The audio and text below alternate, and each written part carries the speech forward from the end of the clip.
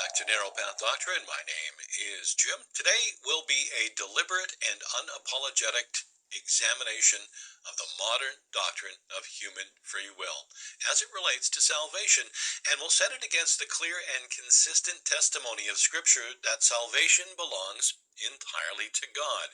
We will prove that in the video here today. We'll press beyond surface level disagreements and expose the heart of the issue, which is fallen man's insistence on autonomy and his resistance to God's sovereign right to save whom he will. It's God's decision. We'll look at three parts today, beginning with the biblical diagnosis of man's condition: dead in sin, hostile to God, and incapable of self-rescue. We'll establish that salvation must be an act of divine mercy from start to finish, grounded in God's eternal decree, not in human decision.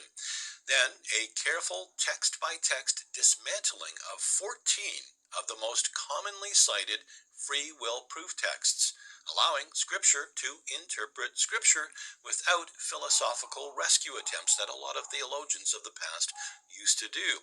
And finally, we'll conclude with a thorough exposure of decisionism and altar call theology, showing how these methods arise from a denial of total depravity.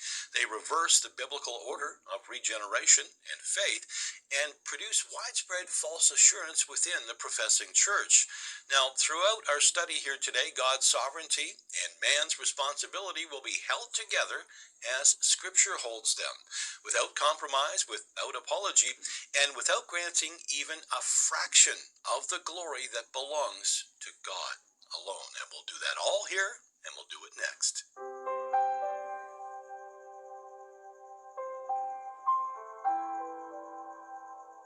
There's something deeply revealing about how fiercely fallen man clings to the idea of free will in salvation. And this isn't a harmless difference of opinion nor a secondary theological preference.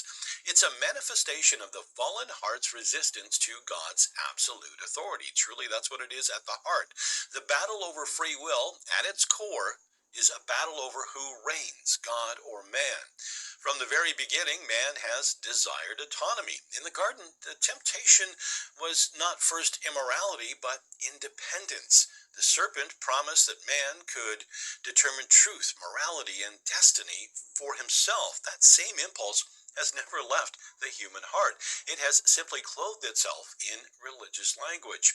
Whenever the sovereignty of God in salvation is declared plainly, fallen man bristles at that, and not because the doctrine is unclear, but because it strips him of dignity as he defines it. It removes him from his throne, removes him from being on top.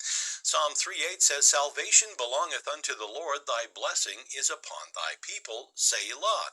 And Jonah 2:9 says, "But I will sacrifice unto thee with the voice of thanksgiving. I will pay that I have vowed. Salvation is of the Lord."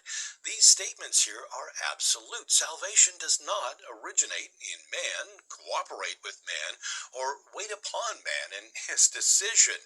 It belongs to God entirely, and that truth is intolerable to the natural fallen heart.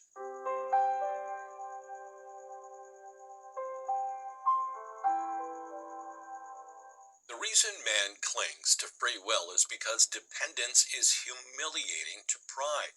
To confess that salvation is wholly of God is to admit spiritual helplessness and moral inability. Scripture doesn't flatter man's condition, it exposes it.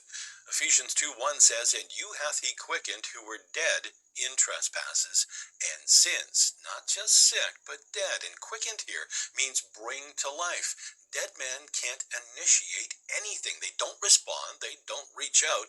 Death is not weakness. It is inability.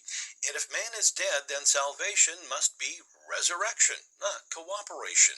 Paul continues in Ephesians 2:2-3, where he says, "Wherein in time past ye walked according to the course of this world, according to the prince of the power of the air, the spirit that now worketh in the children of disobedience, among whom also we all had our conversation in times past, in the lusts of our flesh, fulfilling the desires of the flesh and of the mind, and were by nature the children of wrath, even as others.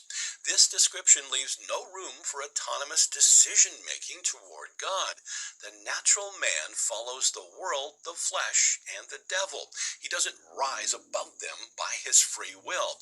If salvation occurs, it must be because God intervenes decisively. That truth offends human pride.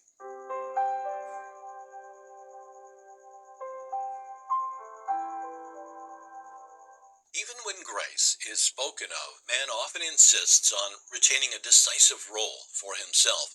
Grace is allowed to assist, invite, or even enable, but not to rule. And why? Well, because free will preserves something to boast in, whether man wants to admit it or not. Scripture dismantles this illusion. Romans 9:16 says, "So then it is not of him that willeth, nor of him that runneth, but of God that showeth mercy." The will of man is not merely insufficient, it's excluded.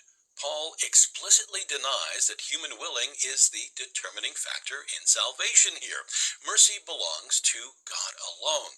Jesus himself makes this unmistakably clear in John 6:44 when he says, "No man can come to me except the Father which hath sent me draw him, and I will raise him up at the last day."